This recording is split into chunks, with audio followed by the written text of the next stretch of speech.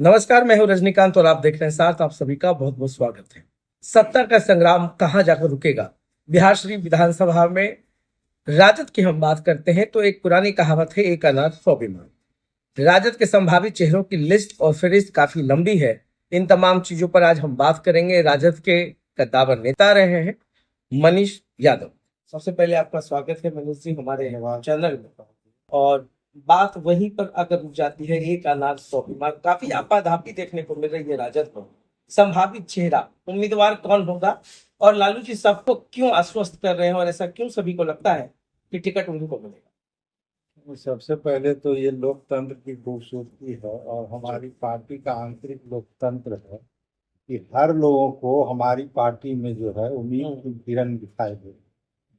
जिस तरह से अभी पूरे बिहार में और देश में बीजेपी का ग्राफ गिरा है, तो लोगों की एकमात्र उम्मीद जो है राष्ट्रीय जनता है। तो इसलिए जो है वो लोग कई लोग प्रयास कर रहे हैं, ये अच्छी बात है और हमारी पार्टी के लिए ये शुभ समय। प्रयास तो सुने आप भी कर रहे हैं। बिल्कुल, हम तो 35 साल से पार्टी के लिए हैं। जब जनता दल था उस समय मैं युवा जनता दल का प्रदेश महासचिव था, तनवीर हसन अध्यक्ष थे, प्रदेश अध्यक्ष नवादा का प्रभारी था। फिर मैं किसान सेल का प्रदेश महासचिव रहा। फिर मैं राज्य प्रवक्ता रहा पार्टी का, दो बार रहा। तो मैं लगातार पार्टी का जितना प्रोग्राम हो, प्रशिक्षण शिविर हो, सभी कार्यक्रमों में हमारी पूरी भागीदारी रहती थी सब।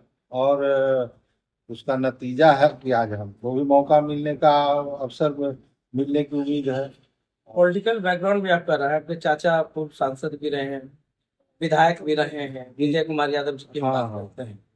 तो क्या कभी वो जो पॉलिटिकल बैकग्राउंड का फायदा आपने नहीं उठाया? नहीं नहीं, हमारे चाचा सीपीआई से हमेशा रहे। बाद में वो अब तो नहीं है, वो स्वर्गीय हो गए। उनकी राजनीति बिल्कुल जमीनी थी और बिना ताम झाम के थी। तो हम लोगों को ट्रेनिंग जो है वही मिला है कि हम लोग जो है ज्यादा ताम झाम में भरोसा नहीं रखते हैं। पार्टी का काम करते हैं, नेता से मुलाकात होती है और जमीनी स्तर पर होती 2025 का चुनाव काफी निर्णायक होने वाला है मनीष जी। और मुझे लगता है कि जिस प्रकार से आप लोग बात करते हैं टिकट का कार्यकर्ताओं को मिलेगा, तो क्या लगता है इस बार तो बहुत सारे संभावित चेहरे हैं। है। हाँ नहीं, देखिए, निश्चित मेरा मानना है कि टिकट हमेशा स्थानीय कार्यकर्ता को मिलना चाहिए और ये पार्टी में जो लंबे समय तक रहे हैं उनको मौका मिलना चाहिए। मगर 2020 में नहीं मिला ना। नहीं मिला तो उसका परिणाम भी तो अलग आ गया। उसमें पार्टी के लोगों का मनोबल जब टूटता है तो कहीं ना कहीं वो एग्रेसिव नहीं रहता। तो आपको लगता है कि पार्टी ने जो 2020 का निर्णय लिया था हेलीकॉप्टर कैंडिडेट को उतार कर, हाँ, उसका सीधा सीधी बात करते उसका हैं। रिएक्शन लोगों में था जो निचले स्तर का था, क्योंकि लोकसभा में भी लंबे काल से बाहर के उम्मीदवार आते रहे और जो कोर वोटर थे उनका जो है ख्याल नहीं रखा जाता था उसमें भी। और इस बार देखिए, अब पिछले बार विधानसभा में भी वही हुआ। उस समय भी मेरी बात हुई थी, लेकिन किसी प्रकार से हमको मौका नहीं मिल सका। चलिए, लेकिन इस बार तो हम उम्मीद रखते हैं। 2020 की फिर से एक बार बात करें, हेलीकॉप्टर कैंडिडेट आ गए, सीधा सीधी बात करते हैं, आप पत्रकार भी रहे हैं, तो आपसे शब्दों से हम नहीं करेंगे, मगर सुनील साहब का फिर एक नाम जो है चर्चा में है इस बार। नहीं, सुनील साहब की कोई बात नहीं है। देखिए, सब लोग हमारे दल में जो भी सुनील साहब आए और लोग आए, हम उनका वेलकम करते हैं, पूरी पार्टी वेलकम करती है। आए और अपनी सेवा देने का पहले प्रयास करें और तब जो है पार्टी उनको सम्मानित करती है। लेकिन ये इस तरह का कल्चर जो है राजद में नहीं रहा है। मगर वैश्यों की सेंधमारी के लिए ही उनको लाया गया था ना। नहीं, वैश्यों की देखिए, हमारी पार्टी सभी जाति की पार्टी है, A to Z की पार्टी पार्टी हमारे नेता करते हैं। वैश्यों का हमको हर जगह वोट मिलता रहा। लेकिन बिहार शरीफ का जो एक अलग जो है ध्रुवीकरण का कल्चर रहा है, उसका प्रभाव पड़ता है। अदरवाइज बिहार के कई क्षेत्रों में हमको सभी जातियों का वोट मिलता 1.25 लाख वोट है ओबीसी और वैश्य को मिलाकर के बिहार से। है। बिल्कुल। और आप लोग वैश्य पे ही सबसे ज्यादा निगाह रखते हैं, ओबीसी को क्यों छोड़ रहे नहीं नहीं, बैस में हम लोग रामचंद्र बाबू को भी दी, 2 बार लालू जी ने दिया। हैं? और कई एमएलसी नेता बनाया, हैं, टिकट तो नहीं दिया कभी। एमएलसी डायरेक्ट विधायक बना दिए। एमएलसी बनाना मतलब डायरेक्ट उनको पावर देना। उसके बाद हम लोग को उम्मीद थी कि हाँ, एक बड़ा तबका वैश्य समाज का हमारे साथ जुटे हुए। उसमें केंद्र में मंत्री भी हमारे नेता ने बनाया था वैश्य समाज से, प्रेम गुप्ता को। प्रदेश अध्यक्ष हमारे रामचंद्रपुर में कई बार रहे, वैश्य के कई मंत्री रहे, विधायक रहे। तो हम लोग को नालंदा में उम्मीद थी कि कुछ वैश्यों का जो है सहयोग मिलेगा, लेकिन ठीक है, हम लोग विचार उस पर, उसका प्रयास हम लोग करते हैं। नहीं, और भी जातियां हैं, उस पर भी हमारा फोकस है। मगर मनीष जी, आपकी पार्टी पर ये ठप्पा रहा है कि माई समीकरण पे ज्यादा फोकस रहा है। आप वैश्यों की बात करते हैं, ओबीसी की बात करते हैं, ये तो कोर वोटर्स हैं एनडीए के, फिर आपको क्यों वोट करें? माई तो देखिए, माई को जो है लोग बदल दिया, माई को जो है कास्ट से जोड़ दिया। वो तो महिला और यूथ की बात थी, माई का नारा वो था अच्छा जी। महिला और यूथ की, लेकिन उसको वो लोग बदल दिया। जैसे लालू जी ने कभी ये नहीं कहा किसी भी मंच से या किसी भी व्यक्ति को कि भूरा बाल साफ करो। ये एक कहानी गढ़ा गया। किसने करा? किसी ने। अब जिनको लालू जी से या गरीबों के राज से तकलीफ थी, आज तक कोई भी यूथ चैनल और न्यूज ने ये साबित नहीं कर पाया कि भूरा बाल साफ करो लालू जी ने यहाँ कहा।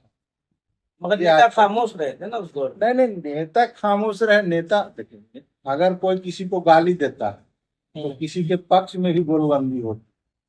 लालू जी ने कई बार कहा कि हमको इस तरह से लोगों ने, हम सभी समाज के लिए थे और लोगों ने इस तरह प्रचारित करके हमारी छवि को गिराने का काम किया, लेकिन उसके बदले और उनके प्रति गोलबंदी लोगों का मजबूत है। तो यही है हेमबाई का मामला। मुस्लिम यादव से इसको जोड़, जबकि सही में ये जो है महिला और यूथ का नारा था। जो सामंजस्य होना चाहिए, राजनीतिक सामंजस्य, वो नहीं दिखा। फिर किस आधार पर आपको लगता है कि अन्य जाति भी राजद को वोट करेंगे? काफी दूरी है, और आप भी समझते हैं कि जो जाति का खेल होता है बिहार की राजनीति में, खास करके जातीय समीकरण और धार्मिक समीकरण बहुत महत्वपूर्ण है। तो ऐसे में मुद्दों की अगर बात करें तो कौन सा ऐसा मुद्दा आपको लगता है बिहार में कि लोग जो है बीजेपी को छोड़ करके राजद के साथ जुड़ जाए? एक वजह आज की तारीख में नहीं है कि लोग बीजेपी के साथ जुड़ कर रहे हैं। बीजेपी ने केवल विकास का नारा दिया, और विकास के नाम पर लोगों को क्या मिला? भ्रष्टाचार मिला, लूट मिला।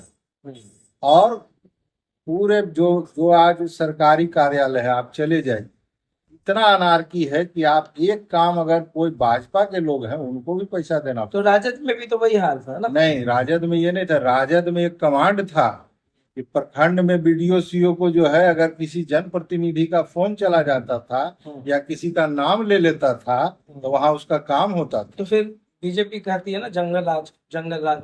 नहीं, कहाँ जंगल राज था है? जंगल राज तो जो सदियों की गुलामी था उससे मुक्ति का काल था, 15 साल। इसको जंगल राज कैसे कहेगा? इतिहास में लिखा हुआ है, इसको अपभ्रंश किया गया। अब महग जंगल राज आज की तारीख में है, इसको क्या कहिएगा?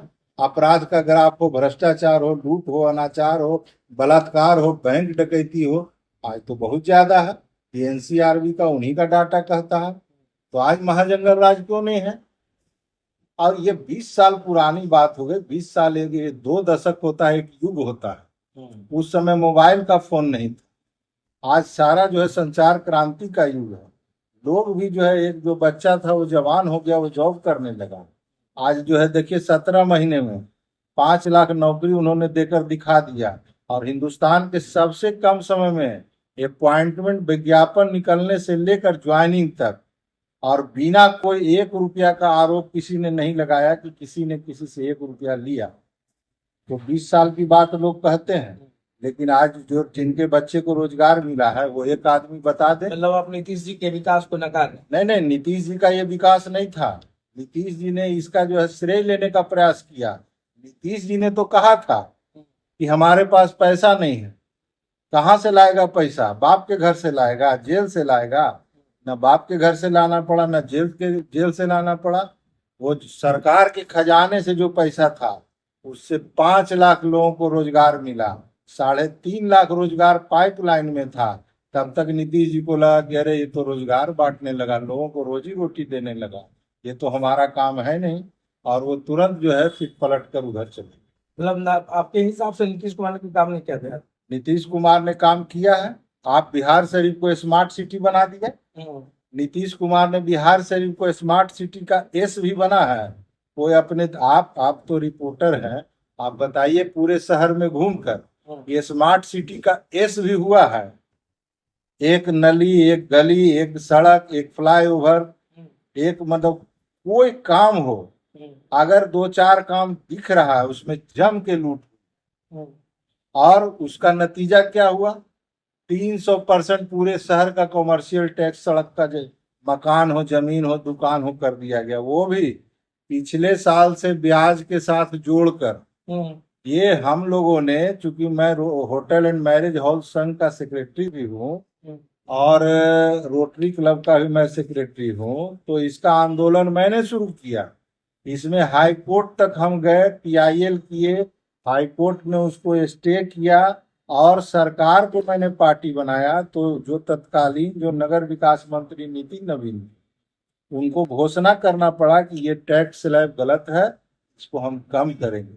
ये अलग बात है कि अभी तक कम करने की घोषणा नहीं हुई है, लेकिन हमने जो लड़ाई शहर के लिए लड़ी है, उससे जो सड़क पर रहने वाले जितने मकान मालिक, दुकानदार हैं, उसको लाभ पहुंचाने का हमने काम किया। सीधी सीधी बात कर लेते हैं। हाँ, आपने मुद्दों की बात की है, तो आपको लोग क्यों वोट करेंगे और आपका मुद्दा क्या हो?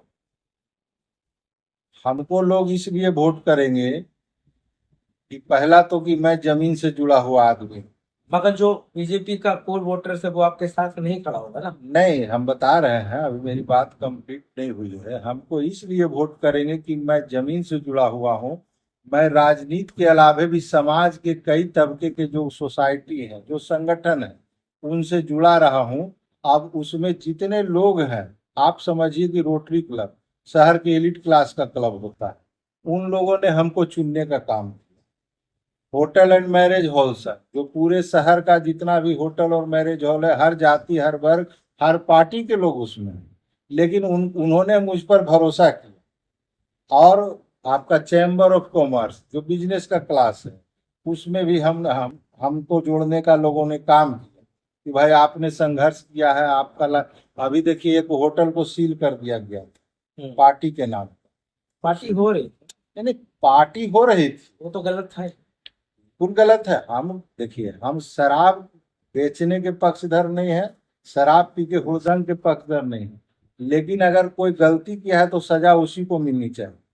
अगर हुड़दंग हो रहा था तो उसमें जो आदमी, पुलिस ने जो है 40 आदमी को अरेस्ट करके जेल में, जबकि मशीन से चेकिंग में मात्र 5-6 लोगों के पास यह पकड़ा गया। होटल को सील करना, पार्टी अगर कोई कर रहा है तो आप पार्टी वाले को सबको पकड़िए, हमारा कोई विरोध नहीं है, लेकिन होटल वाले को सील कर देना, अब कल हो के वहां मैरिज किसी दूसरे की बुकिंग, किसी का फंक्शन है, उसकी क्या गलती है? उसका कार्ड बट गया है। तो इन मुद्दों पर होटल अगर शराब प्रोवाइड करे तो होटल दोषी है, लेकिन कोई बंद कमरे में ब्रीफकेस में ले जाके अगर कोई शराब पी लिया तो इसमें होटल को सील करने का क्या औचित्य है? तो इसके खिलाफ हम लोगों ने सब जगह मेमोरेंडम दिया और प्रशासन, DM, SP ने भी समझा इस बात को कि नहीं, होटल की गलती नहीं है। हमने कहा कि जो एक कमरा अगर कहीं हो उसको आप सील कर दीजिए, ताकि जो लगन लगन का प्योर समय था कि जिसकी शादी है उसका क्या होगा। मगर मुद्दा मुद्दा बताइए ना। मुद्दा तो कहने की, हमारा मुद्दा है कि इस शहर को सबसे पहले भ्रष्टाचार मुक्त करना, क्योंकि सबसे बड़ा जड़ अभी जो है, लोग परेशान है भ्रष्टाचार से। दूसरा मुद्दा है कि ये जो आम आदमी 10,000 20,000 का सी ग्रेड सिटी है, वो 10-20 हजार की नौकरी प्राइवेट करते हैं, और ट्रैफिक का फाइन, जो चालान का, हेलमेट का, जहां पर कोई सुविधा नहीं है वहां रेड लाइट लगाने का कोई जरूरत नहीं है। सोहसराय में रेड लाइट लगने से सोहसराय में पूरा ट्रैफिक व्यवस्था और ध्वस्त हो गई, लंबी जाम हो गई, न कहीं लेफ्ट मुड़ने का जगह है। जबकि हम लोग उसमें भी नगर निगम के कमिश्नर को हम लोगों ने कहा, उन्होंने आश्वासन दिया कि 2 दिन के बाद ये हट जाएगा। 2 दिन बंद रहा, फिर चालू हो गया, इसलिए कि सरकार के पास केवल वसूली का धंधा है, सुविधा देने से सरकार को कोई मतलब नहीं। हम इस चीज को ठीक करेंगे। जो शहर में आप स्मार्ट सिटी कहते हैं, एक पार्किंग अगर है तो दिखा दीजिए, बताइए, आज एक भी जनप्रतिनिधि, आपके इतने दिन से विधायक हैं, एक बार भी, वो मेंबर भी हैं वार्ड, ये नगर निगम, एक बार भी उन्होंने सवाल किया है? हमारा 300% पूरे शहर का वो वोट लेते हैं व्यवसायी का, और 300% पर हमारा शिष्टमंडल उनसे मिलने गया। उन्होंने कहा कि आप लोग अपने स्तर से देखिए, हमको ये सबसे कोई मतलब नहीं। बताइए, आप बताइए कि 20 वर्ष में एक दिन भी विधायक ने जनता के सवालों को लेकर धरना दिया है? नहीं दिया है। खासगंज में एक प्रोफेसर की मॉर्निंग वॉक के दौरान वैश्य समाज के, उसकी हत्या हुई, उसकी एसआईटी जांच का आदेश हुआ। ये विधायक, माननीय विधायक वहां मिलने तक उसके घर पर नहीं गया, और ये वैश्य का वोट का दावा कर रहे हैं। और जितना वैश्य में मेरा व्यक्तिगत पकड़ है, पर्सनल पकड़, लोग कहते हैं कि मनीष जी हम तो पार्टी, हम बीजेपी में, अगर आपको मिलता है तो हम तो आपके अपना, साथ इस तरह हमको लोगों का समर्थन है, और इसी आधार पर हम लोगों की सेवा करना चाहते हैं। हमारा एक ही रहेगा कि 24/7 कोई मेरे दरवाजे पर आए तो उसके लिए तुरंत टेलीफोन लगाना, उसके साथ अगर नहीं हुआ काम तो दोबारा उसके साथ कार्यालय में जाके बैठे, अगर काम नहीं हो तो वहीं पर गेट पर धरना पर बैठे, चाहे हम सत्ता रहे या विपक्ष रहे। ये लोग तो मजाक बना दिए राजनीति का। 4.5 साल गायब रहते हैं, 6 महीना आके फीता काटने लगते हैं। अब फीता भी वही है कि फंड को जो है 5 साल ये लोग जो है जमा करके रखते हैं, और ऐसा फीता काटते हैं कि रोज फीता कट रहा है, कि एकदम लग रहा है कि क्या हो गया, अब तो शहर बदल जाएगा। ये सब आईबास है। लोग जो है तबाह हो गए। एक भी जो है जनप्रतिनिधि का कोई काम जमीनी स्तर पर नहीं। आप नगर निगम को ले लीजिए, नगर निगम के मेयर भी उम्मीदवार, मेयर पति जो है उम्मीदवार बन के घूम रहे हैं। अच्छी बात है राजनीति में, लेकिन आप उनसे पूछिए कि शहर में उन्होंने क्या सुविधा बदल दिया है। कौन सी नाली में पानी जो है ठीक हो गया, कौन सीवरेज सही हो गया, और ये देहात में जाके जो है कहते हैं हमने शहर को इतना चीज दे दिया। अरे भैया, दे दिया, उसका फायदा तो वहां खड़ा होके बता दीजिए। मगर लगता है आपको ना मेयर पति टक्कर दे रहे हो। देखिए, वो टक्कर, हम वो राजद को टक्कर नहीं दे रहे हैं। वो, जैसे आप कहते हैं, लोग बताते हैं ना कि प्रशांत किशोर बी टीम है भाजपा की, तो ये लोग उसी ग्रुप के हैं। आपने देखा होगा, ये नीतीश का घूम रहे थे तो खूब बखान कर रहे थे, उनके विकास योजनाओं को हम आगे ले जाए। मगर आपके उम्मीदवार भी तो हारने के बाद फिर दिखे नहीं ना मार्केट में। नहीं, नहीं दिखे, वो तो पॉलिटिकल आदमी, वो तो उनका पूरा, देखिए, पार्टी से लेके वहां शीर्ष नेतृत्व तक पता है। टिकट मिल गया, लेकिन राजनीति और टिकट के बाद जो है जो करना चाहिए था वो तो उनका नहीं रहा। तो ये है मनीष यादव, पूर्व प्रवक्ता भी रहे राज्य के, राजद से पुराने पत्रकार हैं, धुरंधर हैं, शब्दों को खेलना जानते हैं, खुद की उम्मीदवारी सबसे आगे करके बता रहे हैं। मगर बावजूद इसके जो सबसे बड़ा सवाल है बिहार की कुल जनता से, और मुझे लगता है कि कोई भी जो वोट बैंक होता है, जो वोटर्स होते हैं, जो कैडर्स होते हैं, वो अपनी ही पार्टी के होते हैं। और इन तमाम चीजों के बीच में 1.25 लाख के बीच में मुस्लिम और यादव है, तो वही सेम रेशियो जो है ओबीसी और वैश्य का भी, और वैश्य पर ये लोग हमेशा दावेदारी करते रहे हैं, एक बड़ा गेम खेलते रहे हैं। इस बार क्या वही गेम खेलेंगे या कोई और चेहरा होगा, या मनीष जी जैसा दावा कर रहे हैं, मनीष जी को उम्मीदवारी पर मोहर लगेगी? इन तमाम चीजों पर अब तो रहस्य और पर्दा दोनों उठने का वक्त आ गया है। तो देखते रहिए साल। बहुत बहुत धन्यवाद।